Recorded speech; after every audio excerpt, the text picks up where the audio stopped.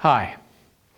In this video, we will give you some general teaching strategies to help your child learn new skills. Keep in mind that developmental milestones like using a spoon and constructing simple sentences are actually learned skills. While some children naturally reach their developmental milestones and learn these skills with no extra instruction, others need a little help. If your little one is showing delays in reaching some of their milestones, you can help them learn these skills. So first, we'll discuss ways to figure out why your child is having a problem doing a skill.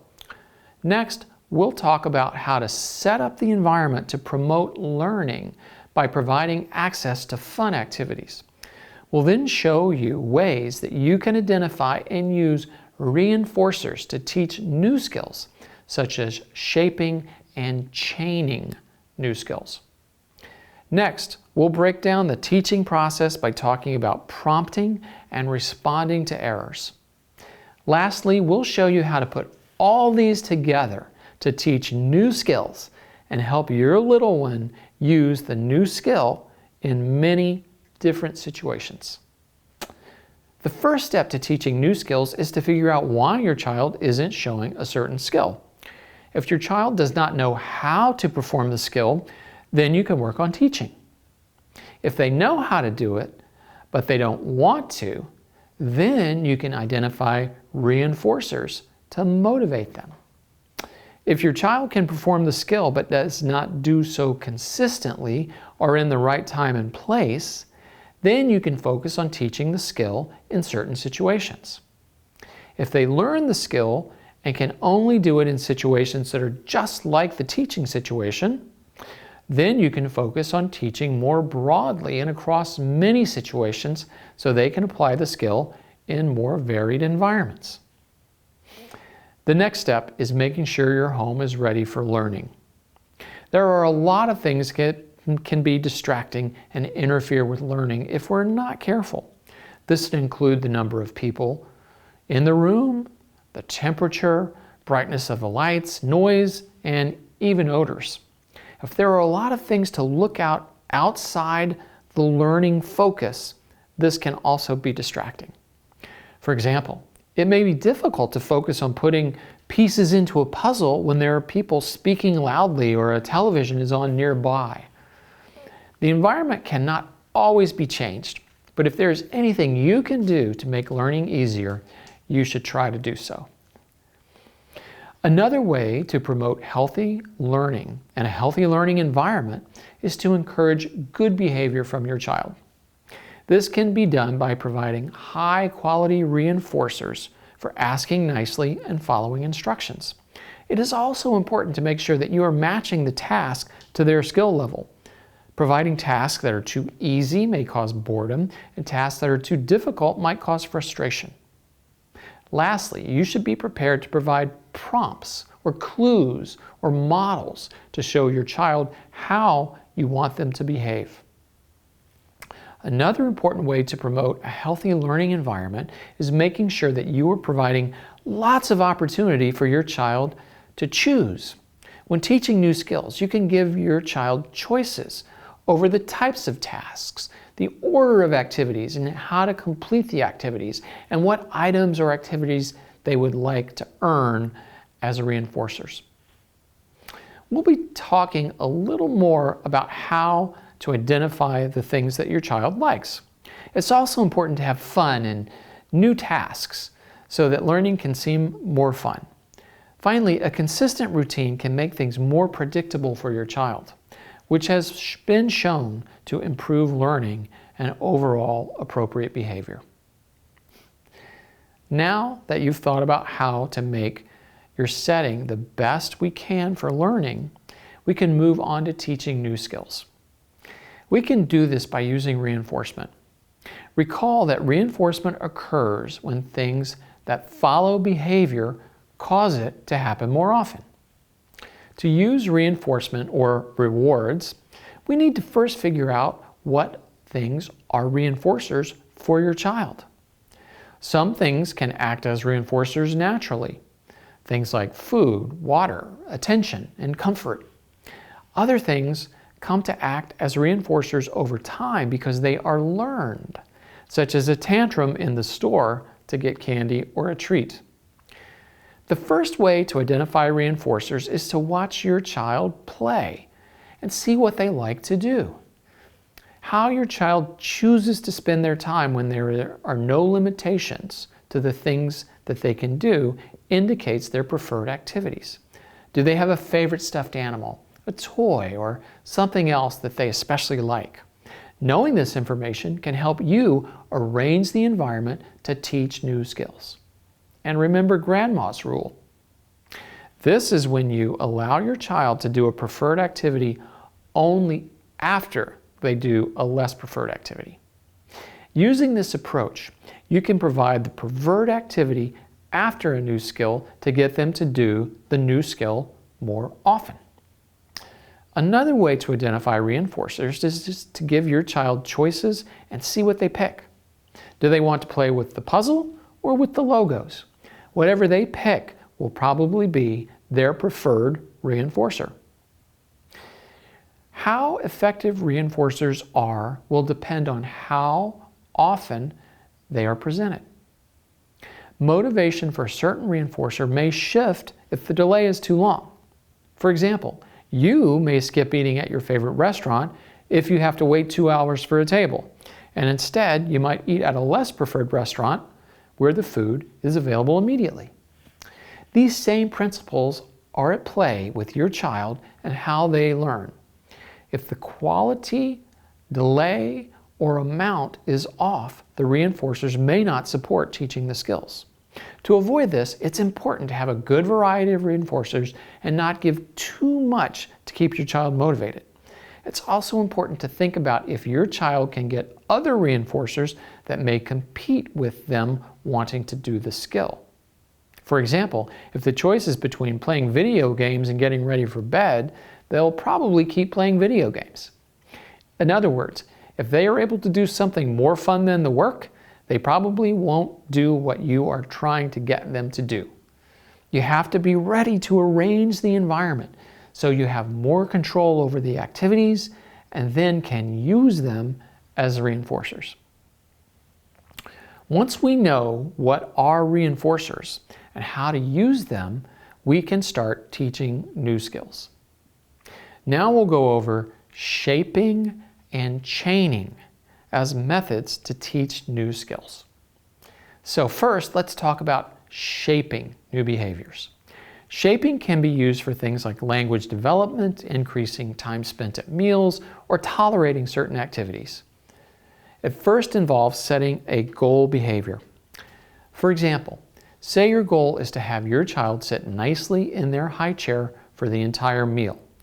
If at this point they are not sitting for 10 seconds, it would be too big of a jump to expect that they'll be able to sit through the entire meal. So we can use shaping to help them get there. You'll start at the point that your child has been successful. If that's 10 seconds, then you'll provide reinforcement for sitting nicely for 10 seconds.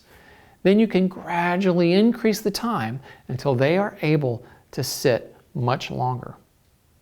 Shaping works when the child is motivated to get the reinforcer. Shaping is a helpful strategy in several ways because it can be used to teach new skills. It also typically relies on positive reinforcement and is well liked by therapists and teachers. Here's an example of shaping vocal response. You'll notice that therapists are also providing prompts on what they want the child to say. This is faster than just waiting for more complex vocal response to occur by itself. Chaining can also be used to create new forms of behavior. Behavior chains are just a group of behaviors that generally occur in some set order. Each behavior serves as a link in the chain. They make up most of our daily routines. Activities such as brushing teeth, taking a shower, getting dressed, and making meals are all really just behavior chains. Sometimes completing these chains is reinforcing. For example, making a delicious snack is reinforced when you eat it. At other times, you may need to add reinforcers into completing a chain, starting with completing one link, and then 2 and 3, and so on. The first step to teaching a chain is to break the chain down into its links or individual parts. Next, we can start teaching the chain. This can be done by starting with the first link in the chain and adding on to it in a set order. For example, when teaching hand washing, you can start with turning on the faucet as the first link in the behavior chain. Then it would be wetting the hands. And then the next step would be getting the soap.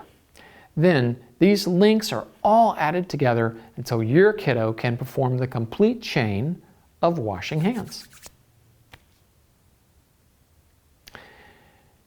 In order to teach new skills, we can use reinforcement alone, such as shaping procedures, but this may not always be appropriate. For example, if we wanted a child to respond to "What's your name?" when he had never said his name in the past, this training would most likely not work. For that reason, prompts are often used.